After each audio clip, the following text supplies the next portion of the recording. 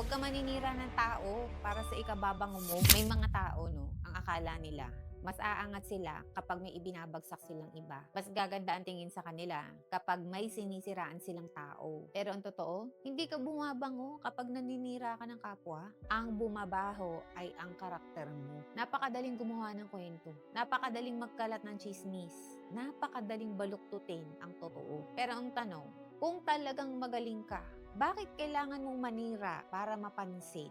Kung talagang mabuti kang tao, bakit kailangan mong sirain ang pangalan ng iba para gumanda ang pangalan mo? Ang respeto ay hindi nakukuha sa paninira. Ang respeto ay pinaghihirapan, pinatutunayan, at pinapanatili sa pamamagitan ng mabuting ugali at malinis na konsensya. Kaya bago ka magsalita tungkol sa kapwa, tanungin mo muna ang sarili mo, makakatulong ba ang sasabihin ko? O gusto ko lang magbukhang mas magaling?